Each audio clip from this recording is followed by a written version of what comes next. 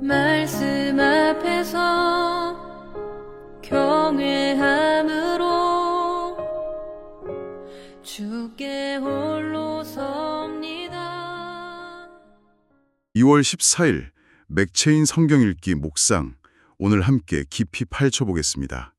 오늘 본문은 창세기 47장, 누가복음 1장, 욥기 13장, 그리고 고린도전서 1장이네요. 네, 그렇습니다. 사실 제가 처음 훑어봤을 땐 이 네 본문이 어떻게 한 묶음이 될 수 있나 싶었어요. 그쵸. 이집트에서 벌어지는 고대 기근 이야기, 또 예수님 탄생 예고, 한 개인의 정말 처절한 고난, 그리고 막 시작된 교회의 내부 다툼까지. 시대도 다르고 장르도 다르고 상황도 완전히 다르잖아요. 네, 언뜻 보면 정말 아무 관련 없어 보이죠. 그런데 이 조각들을 이렇게 맞춰보니까 정말 놀라운 그림이 하나 보이더라고요. 바로 세상의 모든 상식, 힘의 논리를 그냥 뒤엎어버리는 하나님의 일하는 방식, 그런 그림이요. 가장 약하고 가장 말이 안 되는 것처럼 보이는 바로 그곳에서 가장 위대한 일을 시작하시는 하나님의 역설적인 지혈할까요? 자, 이 흥미로운 패턴을 한번 추적해 보시죠. 좋습니다. 먼저 창세기 47장부터 시작해 볼까요? 배경이 정말 암울합니다. 극심한 기근으로 온 땅이 죽어가고 있어요. 당시 세계 최강대국이었던 이집트 백성들마저 살기 위해서 스스로 바로왕의 노예가 되는 그런 상황입니다. 네. 그런데 정말 이상한 점이 있습니다. 왜 유독 야곱의 가족들이 정착한 고센 땅만은 번성할 수 있었던 걸까요? 이건 그냥 운이 좋았다 이렇게 보기엔 뭔가 좀 의도적인 느낌이 드는데요. 아주 정확한 지적이세요. 여기서 성경 전체를 관통하는 아주 중요한 성경에 영감된 구조 패턴 하나가 드러납니다. 아, 구조 패턴이요? 네, 세상 전체의 심판, 그러니까 여기서는 기근이 임할 때 하나님은 당신의 언약 백성을 따로 구별해서 보호하신다는 거죠. 그리고 오히려 그 재앙의 한복판에서 번성하게 하시는 패턴입니다. 재앙 속에서의 번성이라. 네, 기근이라는 건 인간의 모든 능력과 기술이 무력해지는 상황을 상징하거든요. 바로 그 인간의 힘이 제로가 되는 그 지점에서 하나님은 당신의 백성을 위대한 민족으로 키워내는 역사를 시작하시는 겁니다. 아, 그러니까 인간의 실패가 오히려 하나님의 일하시는 무대가 되는 셈이군요. 그런데 더 인상적인 건 야곱의 태도예요. 자기 아들이 총리 대신이고 가장 비옥한 땅에서 모든 지원을 받으면서 편안하게 사는데도 그는 아들 요셉에게 나를 애굽에 장사하지 말라고, 약속의 땅 가나안에 묻어달라고 거의 유언처럼 부탁하면서 맹세까지 시키잖아요. 왜 그렇게까지 하는 거죠? 바로 그 부분이 이 이야기의 핵심입니다. 야곱의 이 행동은 이 땅의 성도들이 어떤 정체성으로 살아야 하는지를 보여주는 일종의 모형이 되거든요. 모형이요? 네, 여기서 모형이란 훗날 나타날 더 큰 실체를 미리 보여주는 뭐랄까 예고편 같은 역할을 하는 인물이나 사건을 말합니다. 야곱은 눈에 보이는 이집트의 풍요에 안주하지 않았어요. 그의 시선은 늘 보이지 않는 하나님의 약속, 즉 가나안을 향해 있었죠. 아, 이것이 바로 이 땅의 풍요 속에서 나그네로 살아가면서 영원한 본향을 바라보는 성도의 삶의 자세를 미리 보여주는 겁니다. 힘없는 나그네였던 야곱이 오히려 세상을 극복하는 통로가 되고 세상의 풍요에 안주하지 않고 더 큰 약속을 바라봤다는 게 참 흥미롭네요. 이런 역전의 관점에서 보면 신약에서 마리아의 이야기는 그 절정처럼 느껴지는데요. 거기서도 비슷한 패턴이 보이나요? 네, 그야말로 절정이죠. 구원의 역사는 세상의 중심인 로마 황궁이나 예루살렘 성전이 아니라 아무도 주목하지 않던 갈릴리 시골의 한 어린 소녀에게서 시작됩니다. 그렇죠. 천사 가브리엘이 전한 메시지도 엄청나죠. 그의 나라가 무궁하리라. 이 한 문장은 사실 구약 성경 전체를 관통하는 거대한 소망과 이어지는 연결고리입니다. 잠깐만요. 연결고리라고 하셨는데 구체적으로 구약의 어떤 이야기와 연결된다는 말씀이시죠? 바로 사무엘하 7장에 나오는 다윗 언약과 직접 연결됩니다. 아, 다윗 언약. 네, 하나님께서 다윗 왕에게 그의 후손을 통해 영원한 나라를 세우시겠다고 약속하신 바로 그 약속 말입니다. 이스라엘 백성 전체가 수백 년간 기다려온 그 약속이 지금 이 이름 없는 소녀를 통해 이루어질 거라는 선언인 거죠. 와, 더 나아가 마리아의 이야기는 성경에 반복적으로 등장하는 또 다른 모형 패턴의 완성이기도 합니다. 혹시 아이를 낳지 못하던 여인들의 이야기 말씀이신가요? 아브라함의 아내 사라나 사무엘의 어머니 한나처럼요. 맞습니다. 바로 그 패턴의 최종판이 동정녀 잉태입니다. 아, 인간의 생물학적 가능성이 완벽하게 100% 차단된 상태죠. 이건 스스로의 힘으로 하늘에 닿으려 했던 인간의 교만, 바벨탑 같은 그 교만이 완전히 무너진 바로 그 자리에서 무에서 유를 창조하시는 하나님의 능력이 임한다는 것을 가장 극적으로 보여주는 성경에 영감된 구조 패턴입니다. 그렇군요.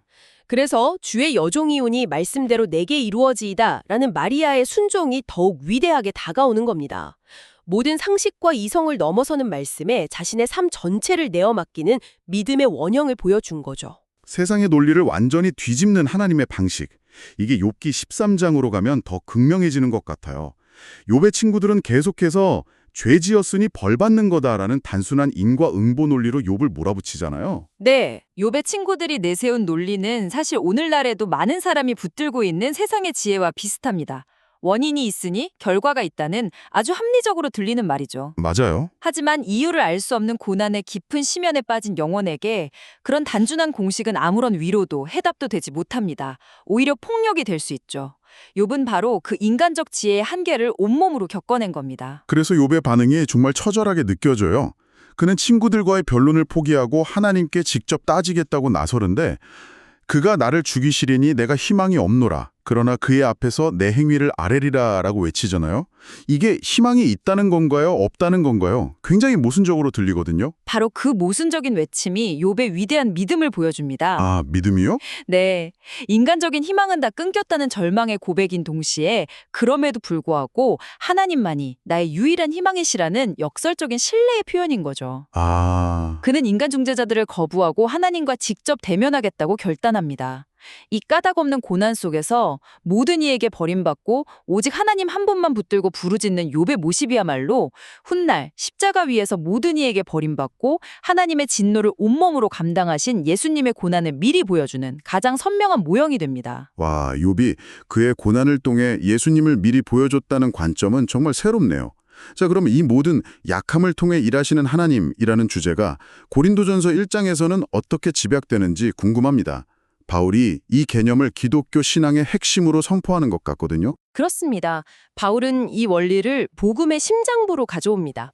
당시 고린도 교회는 똑똑하고 잘나고 은사도 많은 사람들이 모인 곳이었지만 심각한 분열에 시달리고 있었어요. 네. 나는 바울파다, 나는 아볼로파다 하면서 인간 리더와 세상적인 지혜를 자랑하고 있었죠. 이때 바울이 내놓은 해결책은 뭐 더 나은 리더십 프로그램이나 갈등 관리 기술이 아니었습니다. 그게 아니었군요. 네, 바로 십자가의 도였죠. 오늘날 우리에게 십자가는 아름다운 상징이지만 당시 사람들에게 십자가의 도라는 말은 굉장히 충격적이었을 것 같아요. 왜 그게 그렇게 어리석고 미련한 것으로 여겨졌나요? 십자가는 당시 로마 제국에서 가장 끔찍하고 수치스러운 사형 도구였습니다. 반역자나 아주 극악무도한 노예에게만 사용되는 형벌이었죠. 네. 유대인들에게는 나무에 달린 자는 저주받은 자라는 신명기 말씀 때문에 신성 모독 그 자체였고요. 또 합리적인 이성을 중시하던 그리스인들에게는 신의 아들이 그렇게 무력하고 비참하게 죽는다는 것 자체가 말도 안 되는 어리석은 이야기였습니다. 아, 세상의 양대 세력인 유대인과 그리스인 모두에게 전혀 받아들일 수 없는 상징이었군요. 맞습니다. 그런데 바울은 바로 그 가장 수치스럽고 어리석어 보이는 십자가가 하나님의 능력이자 지혜라고 선포합니다. 네. 하나님께서 세상의 미련한 것들을 택하사 지혜 있는 자들을 부끄럽게 하려 하신다는 이 선언은 사실 오늘 우리가 살펴본 모든 이야기를 관통하는 성경의 영감된 구조 패턴입니다. 하나님은 언제나 인간의 힘과 지혜를 무너뜨리는 방식으로 일하심으로써 구원이 전적으로 하나님께만 있음을 분명히 하십니다. 그리고 이 십자가의 복음만이 분열된 교회를 진점으로 하나 되게 하는 유일한 능력이라고 선포하는 것이죠. 자, 그럼 오늘 살펴본 내 본문의 실들을 하나로 엮어보겠습니다. 이야기들을 관통하는 핵심 주제들이 선명하게 보이는데요. 첫 번째는 역시 인간의 자랑을 무너뜨리시는 하나님의 지혜라고 할 수 있겠네요. 정확합니다. 고린도전서는 십자가를 통해 세상의 지혜, 그러니까 헬라 철학이나 종교적 열심, 유대인의 표적 같은 것들을 모두 무력화시킵니다. 그렇죠. 욥의 친구들이 자랑하던 전통적 지혜와 인과응보 논리는 고난받는 영혼 앞에서 쓸모없는 것으로 판명났죠. 하나님은 구원의 역사를 위해 예루살렘의 권력가가 아니라 갈릴리의 이름 없는 처녀를 선택하셨고요. 맞아요. 이집트의 모든 부와 권력을 가진 바로가 아니라 늙고 힘없는 나그네 야곱이 영적인 축복의 통로가 되었습니다. 이 모든 것이 구원은 인간의 조건이나 노력으로 얻어지는 것이 아님을 분명하게 보여줍니다. 두 번째 주제는 그 방법론에 관한 것 같아요. 낮아짐을 통해 영광에 이르는 길, 즉 십자가의 방식이 계속해서 보입니다.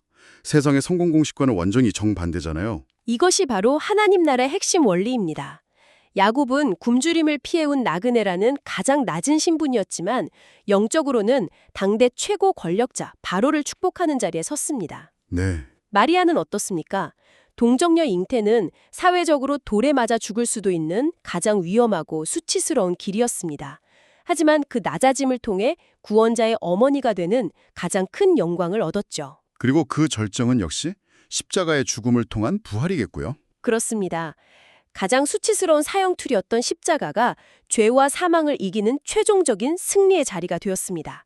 인간의 가능성이 완전히 제로가 된 가장 낮은 곳에서 온 세상을 구원하는 하나님의 역사가 시작된다는 것, 이것이 성경이 우리에게 일관되게 보여주는 놀라운 진리입니다. 그렇다면 이 원리들이 오늘을 살아가는 우리와 교회 공동체에 던지는 메시지는 무엇일까요? 마지막으로 교회의 참된 표지는 무엇인지 짚어봐야 할 것 같습니다. 오늘 나눈 이야기들은 교회의 본질이 건물의 크기나 교인 수, 세상적인 성공에 있지 않다는 것을 명확히 보여줍니다. 네. 창세기의 야곱처럼 교회는 이 땅의 풍요, 즉 고센 땅에 안주하는 곳이 아니라 영원한 본향, 가나안을 바라보는 나그네 공동체입니다. 아, 나그네 공동체. 네, 그리고 욥처럼 이해할 수 없는 고난 속에서도 인간의 얄팍한 해답이 아닌 하나님의 얼굴을 구하는 공동체이죠. 결국 참된 교회란 세상의 힘을 자랑하는 곳이 아니라 세상이 어리석다고 말하는 십자가만을 유일한 자랑과 능력으로 삼는 곳이라는 말씀이시군요. 바로 그겁니다. 세상이 보기에는 가장 약하고 보잘것없는 공동체일지라도 십자가에 못 박히신 그리스도만을 붙들 때 그 교회는 세상을 진정으로 축복하고 변화시키는 하나님의 능력을 소유하게 되는 것이죠. 오늘 4개의 성경 본문을 통해 하나님의 일하는 방식이 우리의 상식과 얼마나 다른지를 실감하게 되네요. 하나님은 우리가 가장 약점이라고 생각하는 부분, 가장 큰 실패라고 여기는 바로 그 자리에서 당신의 가장 위대한 능력과 지혜를 드러내신다는 사실이 큰 위로와 도전이 됩니다. 오늘 나눈 이야기들을 마무리하면서 청취자 여러분도 한번 스스로에게 이런 질문을 던져보면 어떨까요?